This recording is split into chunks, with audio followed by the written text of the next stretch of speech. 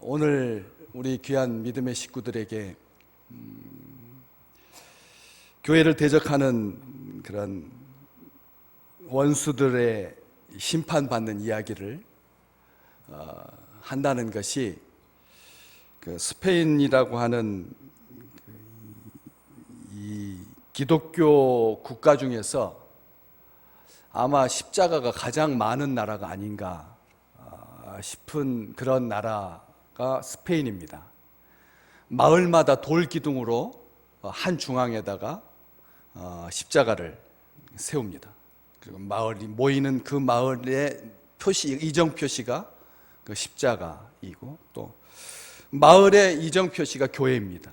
모든 마을마다 다 교회가 있고 모든 교회마다 다 십자가가 있습니다. 십자가로 가득한 그런 공간이 스페인이라고 하는 그런 나라입니다.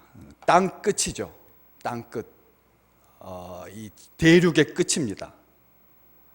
예루살렘에서부터 복음이 전파되어 가지고 사마리아와 온 유대와 땅 끝까지 복음이 전파된다고 말했을 때, 예루살렘에서부터 온 유대와 그리고 사마리아 북쪽과 그 다음에 땅 끝은 이쪽 땅 끝입니다. 그러니까 서쪽 땅 끝인 것입니다. 동쪽으로 복음이 전파되지 아니하고 서쪽으로 복음이 전파되어서 서쪽이 땅 끝이죠. 그 땅에 가서 복음을 전했던 예수님의 제자가 야고보입니다. 야고보, 요한의 형, 요한복음을 쓴, 요한 1서, 2서, 3서를 쓴, 이 요한 계시록을 쓴 그 형 야고보가 이 스페인 아주 중앙 내륙 지역, 갈리시아 지역, 중앙 중심부 지역입니다. 거기에서 복음을 전하다가 예루살렘으로 와가지고 복음이 확산되고 복음이 잘 전파된 것이 아니라 그 사이에 예루살렘에서 이 헤롯 아그리빠에 의해서 첫 순교를 당하고, 아그리빠가 이 야고보가 부활할 것을 염려해서 그래서 예루살렘 땅에, 이스라엘 땅에 묻지 못하게 하니까 야고보의 제자들이 스승이었던 야고보가 복음을 전했던 스페인 땅에다가 매장을 하기 위해서 그쪽으로 섭외를 합니다. 그 당시 그 지역을 다스리고 있었던 왕은 여자였습니다. 여자 왕이었고 처음에는 아주 완강하게 거부했습니다. 복음에 대해서 이교도적인 마음을 가지고 복음이 전파되는 것을 싫어했던 것이죠.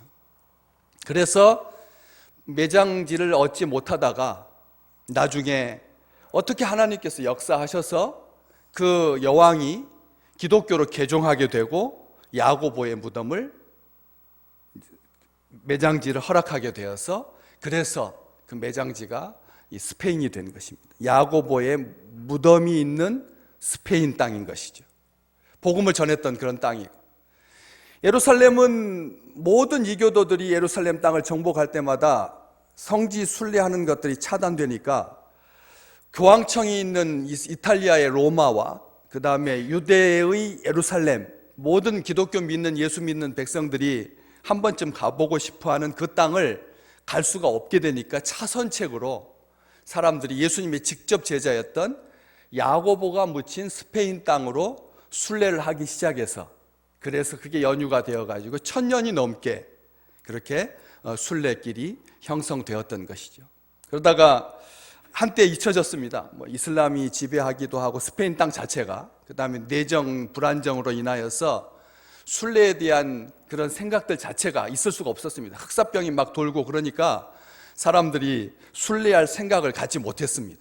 그러다가 지금으로부터 한 30년 전쯤에 교황도 그 땅을 두세 번 방문하게 되고, 특별히 브라질의 인류 소설가인 코엘류가 순례자라고 하는 책을 쓰면서, 그 순례길을 걸으면서 순례자라고 하는 책을 쓰게 되고, 그 다음에 쓴 책이 연금술사인데, 그 연금술사가 대히트를 하면서 역으로 그 순례자라고 하는 그 책이 인기를 얻게 되면서 사람들이 관심을 갖기 시작해서 지금은 30에서 40만 명 정도가 그 순례길을 걷습니다. 프랑스로부터 시작해가지고 야고보의 무덤이 있는 산티아고까지 800km를 걷게 되는데, 유럽 사람들은 평생에 한 번은 그 순례길을 걸어보고 싶은 버킷 리스트에, 자기 생애의 목적을 담는 그 리스트에다가 기록하고, 얼마나 많은 사람들이 그 순례길을 걷는지 모릅니다. 100km, 그 중에서 800km를 다 걷는다라고 하는 것은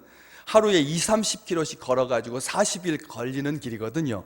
때문에 사람들이 그렇게 못 걷습니다. 그렇게 시간을 낼 수 있는 사람이 없습니다. 은퇴하지 않는 한 자기 직업을 가지고 40일 동안 걸을 수가 없으니까 약식으로 3분의 1 지점, 3분의 1 지점. 제가 시작했던 레오는 그래도 300km를 걷는 길이지만 더 많이 성당 쪽으로 가까이 있는 사리아라고 하는 땅에서부터 그 산티아고까지 한 100km 정도 됩니다. 그래서 그 정도만 걸으면, 그래서 자기가 묵은 순례자 숙소에 도장 받고 자기가 순례하면서 다닌 성당에서, 예배당에서 도장 찍어가지고 하루에 도장 2개씩만 받으면 마지막 산티아고에서 그걸 확인하고 순례길을 걸었다고 인증서를 주는 그런 그 시스템.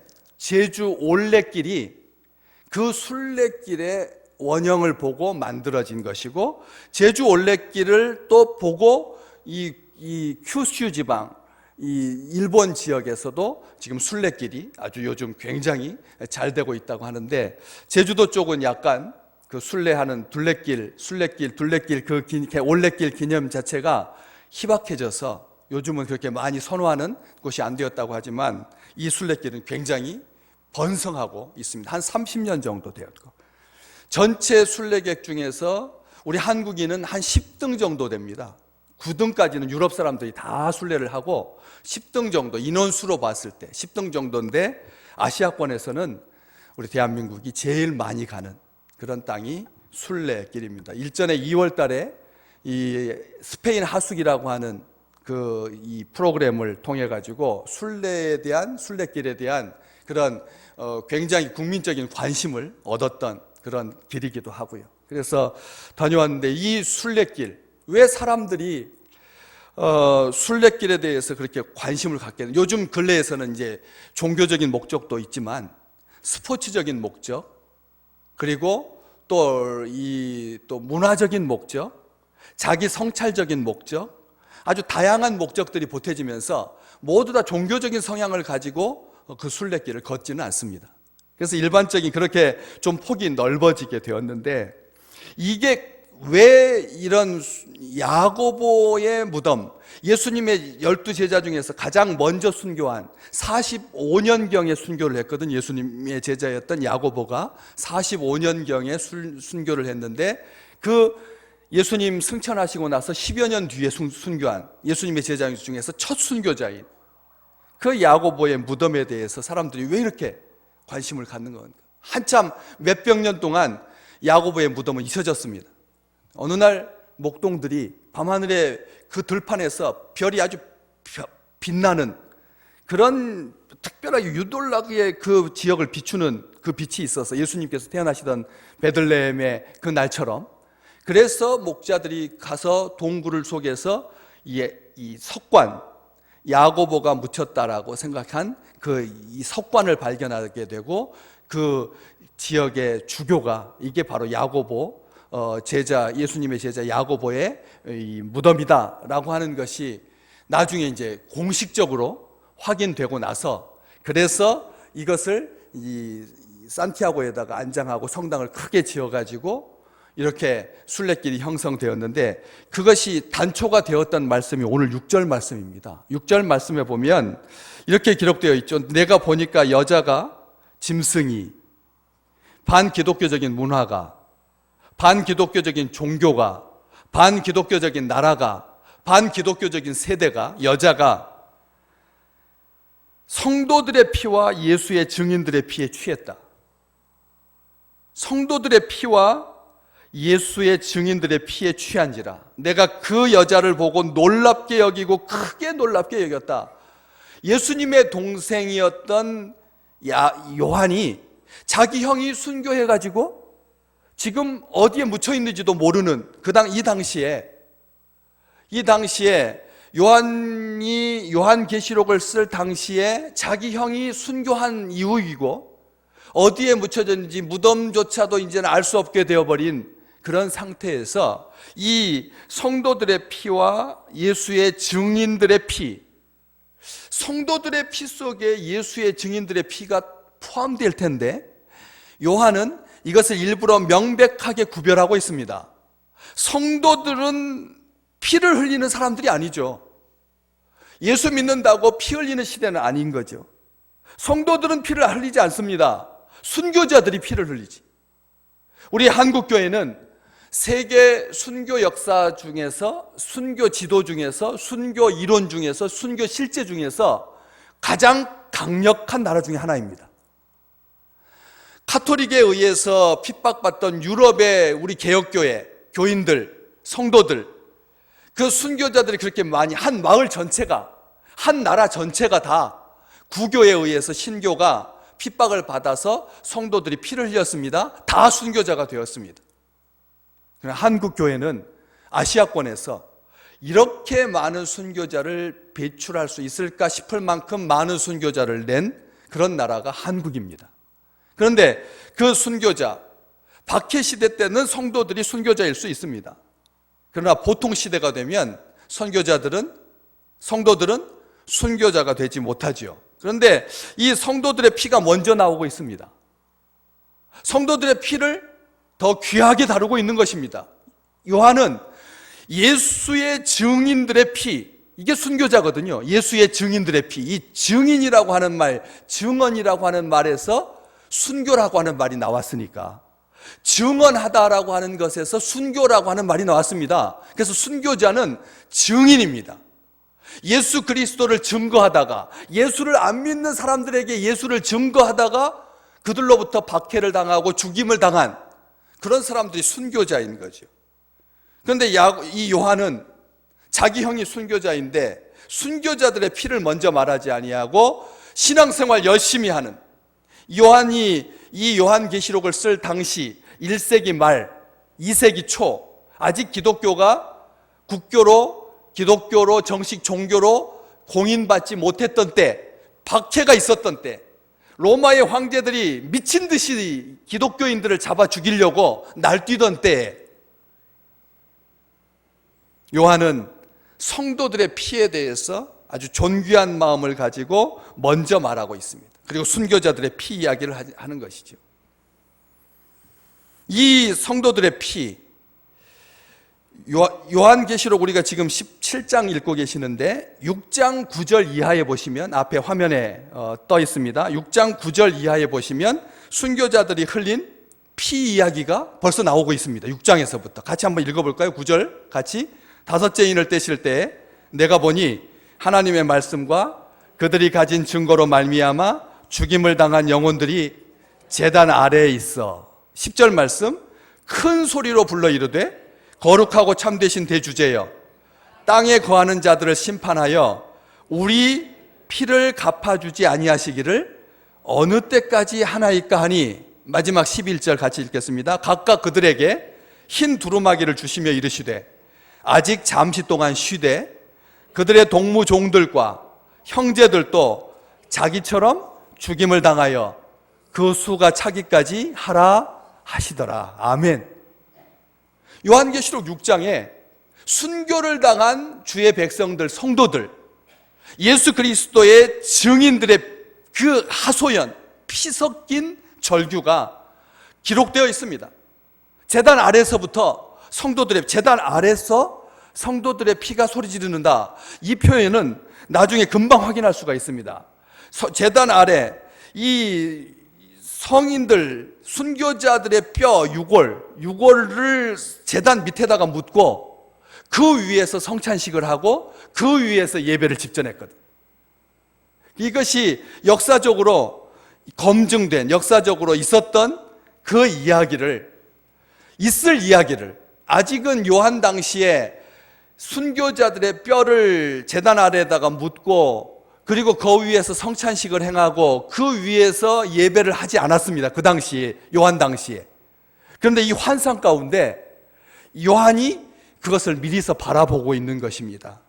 18장 요한계시록 우리가 17장 읽고 계시는데 17장 24절에도 선지자들과 앞에 스크린에 보시면 선지자들과 성도들과 및 땅 위에서 죽임을 당한 모든 자의 피가 그 성중에서 발견되었느니라. 그 성중에서, 큰 성중에서, 제국의 성중에서, 반기독교적인 문화 가운데서, 도시 가운데서, 온통 세계 가운데서 성도들과 선지자들과 땅 위에서 죽임을 당한 모든 자의 피, 이 17장에서는 성도들의 피와 예수의 증인들의 피에 대해서 요한이 말하고 있는데 18장에서는 선지자들과 성도들의 피, 그리고 더하여서 땅 위에서 예수하고는 상관없이 죽임을 당한 모든 사람들의 피. 아시죠? 지금도 나라가 7살이 되어가지고 아이들이 취학 연령이 되어가지고 그때부터 이 경찰과 연합해가지고 이 아이가 제대로 살아있는지, 태어나서부터 주기적으로 면역 예방주사를 맞았는지, 부모와 함께 잘 살고 있는지 감시하게 되었습니다. 그 전까지는 취약하기 전까지 취약해서도 이 아이가 제대로 영양 상태가 좋은지, 좋은 부모 아래서 건강하게 생활했는지 아무도 몰랐습니다. 심지어는 노예선에 팔려가지고 어떻게 살다가 그렇게 죽었는지 아무도 모르게 암매장되었는지 아무도 몰랐습니다. 성도들의 피만 소중한 것이 아니라 예수 믿지 아니한 하나님의 형상을 닮은 하나님, 우리와 똑같은 아직 예수를 믿지 아니한 그 사람들의 피도 어떻게 되어 있다고요? 그 모든 자의 피가 그 성중에서 발견되었다. 이렇게 기록하고 있습니다. 신명기 32장 43절 말씀에도 주님께서 그 종들의 피를 갚으사 그 대적들에게 복수하신다라고 말씀하십니다. 성도들의 피 흘림, 이것을 주님께서, 하나님께서 복수하시겠다라고 말씀하셨습니다. 그 말씀 그대로 마태복음 23장 35절에 주께서 바리새인들에게 이렇게 말합니다. 그러므로 의인 아벨의 피로부터 성전과 제단 사이에서 너희가 죽인 바랴가의 아들 사가랴의 피까지 땅 위에서 흘린 의로운 피가 다 너희에게로 돌아가리라. 예수님께서 화를 선언하셨습니다. 성도들의 피, 선지자들의 피, 예수의 증인들의 피에 대해서 하늘에서 다 보고 계시다는 것입니다. 하나님께서 다 기억하고 계시다는 것입니다. 그래서 순교자의 피는 사람들에게 굉장히 의미가 있는 것입니다. 왜 야고보의 무덤에 뭐 하려고 모든 순례자들이 모일까요?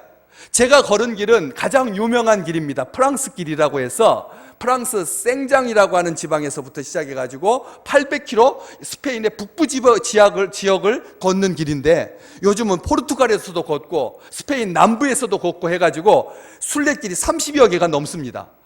제가 걷는 길은 사람들이 많이 걷는 길이고 다른 길은 다 고즈넉하고 조용하게 자기만의 시간을 가지면서 자기 성찰을 가지면서 걷는 수많은 순례길이 있습니다. 그런데 목적지는 모두가 다 야고보가 묻혀있는 산티아고, 세인트 디아고, 성 디아고, 야고보의 이름이 디아고입니다. 스페인 말로 디아고입니다.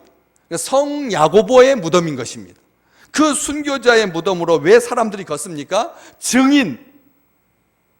이 증인에서 순교라고 하는 말이 나왔습니다.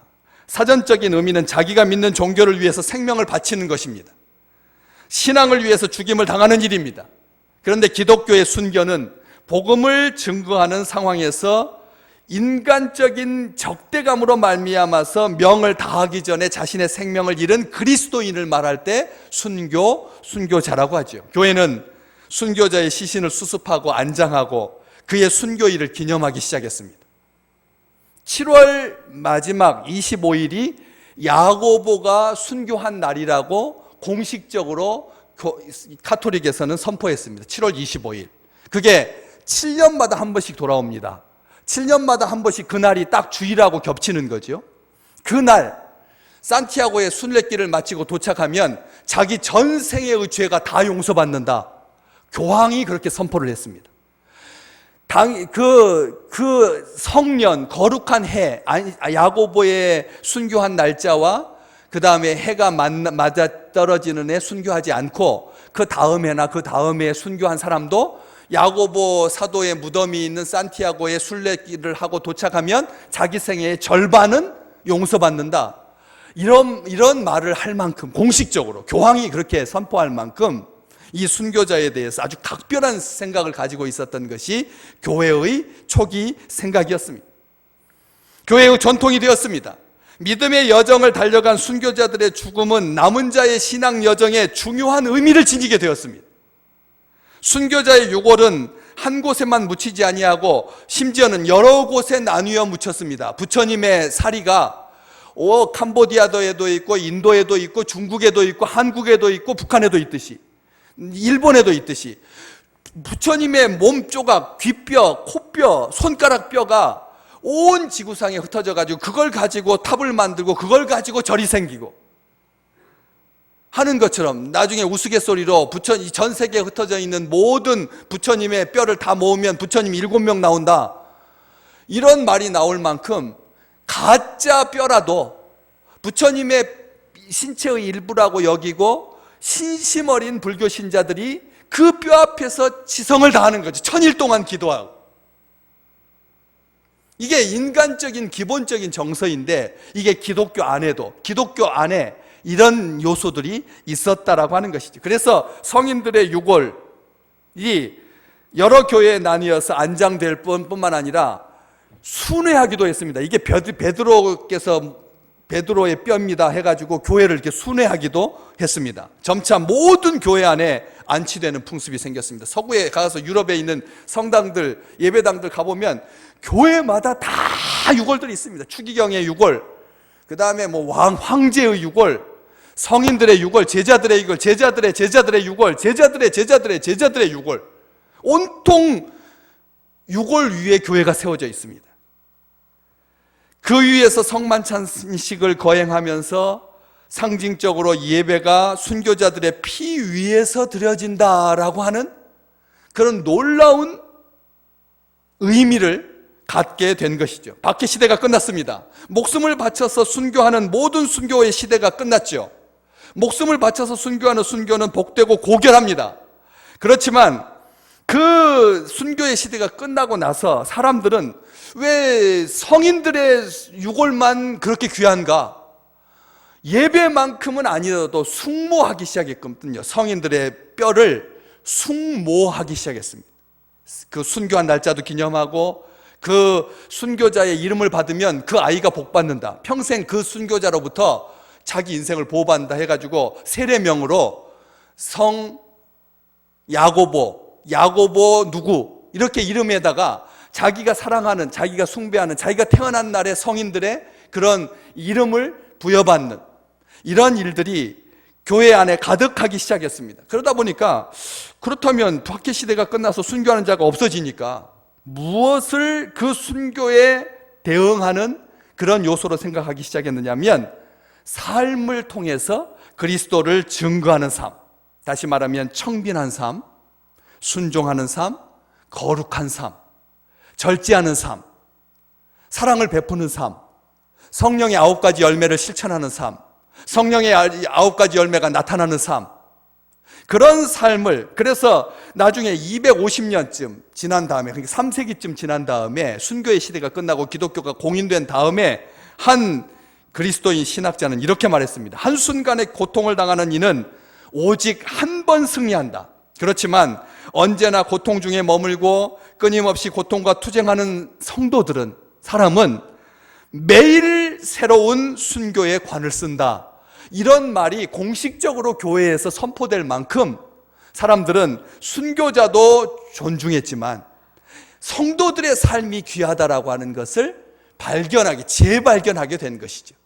우리는 여기에서 요한복음 16장 33절에서 예수님께서 이렇게 말씀하셨습니다. 너희가 세상에서 환난을 당하지만 두려워하지 마라, 담대하라, 내가 세상을 이겼노라. 우리 주님께서 하신 이 말씀, 세상에서 환난을 당한다. 순교자의 피, 오늘 피 이야기로 시작했는데 오늘 마치는 말씀은 뭡니까? 14절 말씀, 어린 양과 더불어 그 악한 세력들이, 예수 그리스도의 백성들을 박해하는 세력들이 예수 그리스도의 성도들을 힘들게 하고 고통 가운데 빠지게 하고 어렵게 하고, 그런 문화와 가치들이 어린 양과 더불어, 예수와 더불어, 주의 백성들과 더불어 싸우겠지만 누가 이기신다고요? 어린 양은 만주의 주시오 만왕의 왕이심으로 그들을 이기실 터이요. 또 그와 함께 있는 자들, 바로 우리를 말하는 것입니다. 부르심을 받고 택하심을 받은 진실한 자들도 이기리로다. 아멘. 성도들의 삶이 귀하다는 것입니다. 순교는 하나님께서 도와주셔서 하나님의 역사로 보배와 같은 선물입니다. 순교할 수 있습니다. 총알에 맞아 죽든지, 목매달아 죽든지, 화형을 당하든지, 짐승에 찢겨 죽든지, 어떤 순교든지 하나님이 보시기에 귀합니다.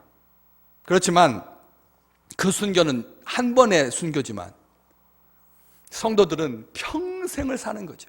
예수 믿으면서 삽니다. 신앙생활하면서 삽니다.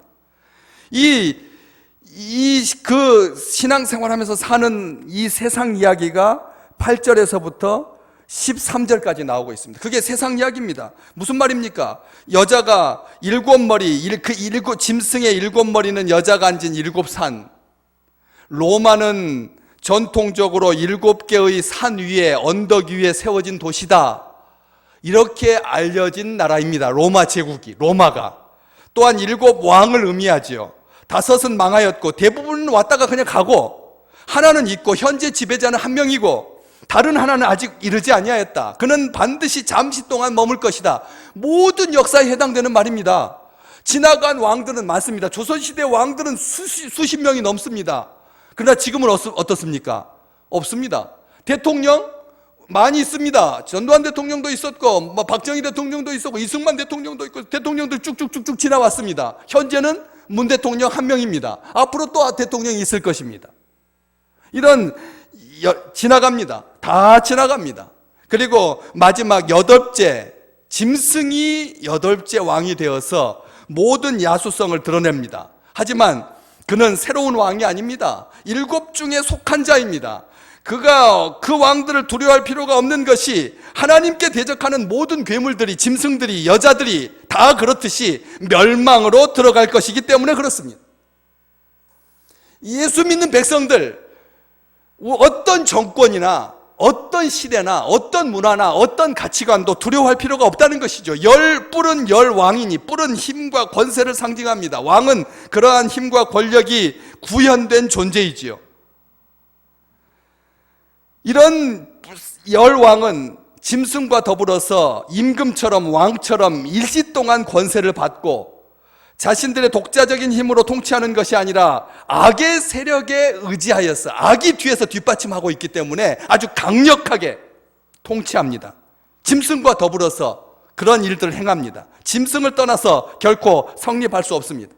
권세를 받은 그 왕은 한 뜻, 한 마음, 자기 능력과 권세를 짐승에게 주죠. 예외 없이 하나같이 능동적으로 짐승에게, 예수 그리스도를 박해하는 세력에게 정치가 그 힘을 준다는 말입니다. 그렇지만 강제가 아니라 타의로 자발적으로 기꺼이 그런 일을 행하지만 하나님께서 가만두지 않으신다는 거죠. 왜? 어린 양이신 우리 주님은 만주의 주요 만왕의 왕이십니다. 예수 그리스도께서 이 땅의 주인이라 자처하는 모든 이들에 대한 진정한 주인이시며, 이 땅의 왕을 자처하는 모든 이들에 대한 진정한 왕이심을 나타내기 위해서 만왕의 왕, 만주의 주라고 하는 표현을 쓰죠. 신명기 10장 17절에 모세가 이스라엘 백성들에게 이렇게 말했습니다. 너희 하나님 여호와는 신 가운데 신이시며 주 가운데 주시오, 크고 능하시며 두려운 하나님이시다. 하나님은 어떤 분이십니까?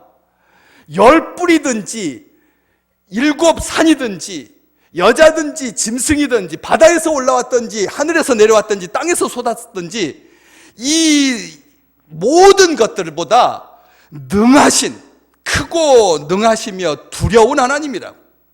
시편 136편 2절과 3절 함께 같이 읽어볼까요? 신들 중에 뛰어난 하나님께 감사하라. 그 인자심이 영원함이로다. 또 읽겠습니다. 주들 중에 뛰어난 주께 감사하라. 그 인자심이 영원함이로다. 아멘. 다니엘 2장 47절에 바벨론 왕이었던, 제국의 왕이었던, 가장 큰 왕이었던, 무소불위의 권력을 휘둘렀던, 마음대로 했던 최고의 권력자였던 느부갓네살이 다니엘에게 이렇게 말해줘. 너희 하나님은 참으로 모든 신들의 신이요 모든 왕의 주제시로다. 이게 중요합니다. 우리 주님은 어떤 분이십니까? 요한계시록 19장 11절 이하에 21절까지 11절에 걸쳐서 묘사된 마지막 대전쟁, 종말론적인 전쟁에서 우리 주님을, 하나님의 본체이신 우리 주님을, 예수 그리스도를 백마를 탄 왕자로, 백마를 탄 자로 묘사하면서 똑같이 거기에서도 만왕의 왕이요 만주의 주라고 16절 말씀, 요한계시록 19장 16절에도 그렇게 기록되어 있습니다. 같이 한번 읽어볼까요? 그 옷과 그 다리에 이름을 쓴 것이 있으니 만왕의 왕이요 만주의 주라 하였더라. 아멘. 우리 주님이 만왕의 왕이시고 만주의 주시기 때문에 결코 우리 주님을 이길 수 있는 권력과 종교와 시스템과 문화와 가치는 이 지구상에 없다는 것입니다. 때문에 그와 함께 있는 자들, 부르심을 받은 사람들, 택하심을 받은 사람들, 진실한 사람들, 이 네 가지. 한 주간 동안 우리 주의 백성들 전반기를 살고 후반기를 맞으시면서 다시 한번 이 말씀을 기억하시기 바랍니다. 우리는 주님으로부터 어떤 존재인가? 흠도 많고 탈도 많고 알고 지은 죄 모르고 지은 죄도 많고 연약하고 흔들리고. 제가 군대에서 천리 행군을 2번이나 했습니다. 400km 행군을 2번이나 했습니다. 발톱 다 2번 갈았습니다. 이번에도 순례하느라고 발톱 2개 빠졌습니다. 물집이 3번씩 잡혔습니다. 연약한 존재입니다. 걷는 것이 이게 면역이 되지 않더라고요. 아침 7시부터 오후 3시까지 20-30km씩 걸어야 되는데 저는 뭘 모르고 그냥 여기서부터 여기까지 걸으면 대충 한 30km 되겠다 싶어가지고 걸었는데 그 사이에 1500m짜리 산이 가운데가 딱 있는 줄을 모르고 그냥 거리상으로 30km 갔는 줄 알고 걸었더니 43km를 둘째 날 걸었습니다. 12시간을 걸었습니다. 아침 7시에 출발해가지고 저녁 9시에 도착했습니다. 14시간 걸었습니다. 저는 둘째 날 포기할 뻔했습니다. 이게 무슨 순례냐, 이게 사람 잡는 거지. 제가 잘못해놓고 이렇게 연약한, 모르는 거예요. 저는 지도상으로 보면 다 평지니까. 지혜로운 사람은 그 사이에 산이 2개가 있는지 3개가 있는지, 갈리시아 지방은 온통 산악지대인데 20-30km 못 걷습니다. 어떻게 걷습니까? 그것도 매일 걸어야 되고, 그리고 6일날 하루, 안식일날 토요일날부터 주일까지 쉬고 2번 쉬고 2주 동안 걷는데 연약할 수밖에 없습니다. 게다가 넘어져가지고 손도 다 까지고 무릎도 다 까지고 온통 상처뿐입니다. 우리가 이 땅에 살면서 우리 주님이 만왕의 왕이고 만주의 주시기 때문에 우리가 아주 힘있게 살지만 어떤 순교에 대해서도, 어떤 성도들의 삶의 고난과 박해에 대해서도 능히 이길 수 있지만 연약한 존재이죠. 그런데 오늘 주님은 말씀하십니다. 그와 함께 있는 자들. 우리는 주님과 함께 있다는 말씀입니다. 저는 외롭지 않았습니다. 우리 모든 성도들이 저와 함께 있기 때문에, 우리 주님께서 저와 함께 있기 때문에 혼자서 밤늦게까지 걸었어도 외롭지 않았습니다. 무섭지 않았습니다. 두렵지 않았습니다. 함께, 누구와 함께 있느냐, 이것이 중요한 것입니다. 성도들은 주님과 함께 있는 사람들입니다.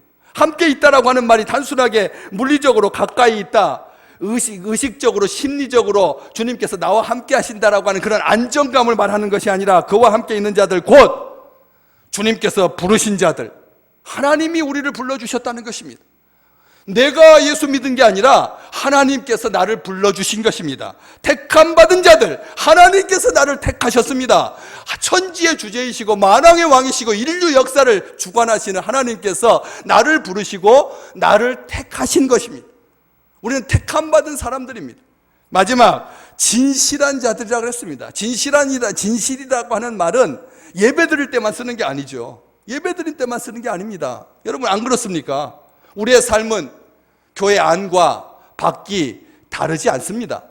교회 안에서만 거룩한 척하고 교회 안에서만 찬송 부르고 교회 안에서만 기도하고 바깥에서는 전혀 아닌 세상 사람으로 사는 것이 아니라 한결같은 사람을 진실한 사람이라고 하죠. 하나님이 선택하고 성자 예수 그리스도께서 구원하신 성령께서 진실한 자로 변화시켜 주시는 하나님이 주도적으로 이 일을 행하시는 것입니다. 우리를 진실하게 하시는 분은 하나님이십니다.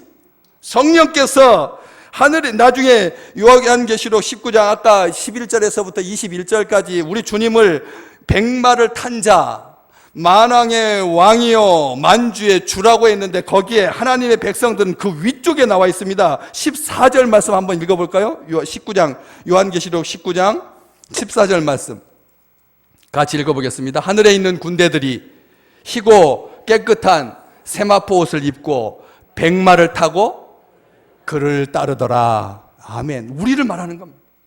함께 있다라고 하는 말이 우리를 뭐라고 말했냐면 하늘에 있는 군대들이라고 그랬어요. 하늘에 있는 군대들. 우리는 땅에 삽니다. 그러나 요한계시록 요한 사도는 우리 성도들을 어떻게 바라보고 있습니까? 하늘 군대라는 겁니다.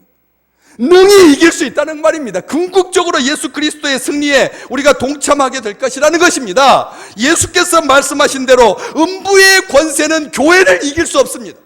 사랑하는 성도들이요, 7, 8월 무기력증에 빠지지 마십시오. 불쾌지수에게 지지 마십시오. 우리는 진실한 자들입니다. 성령께서 우리와 함께 계십니다. 우리는 하늘의 군대입니다. 하나님 주님의 이름으로 모든 것을 이기시기를 주님의 이름으로 축복합니다.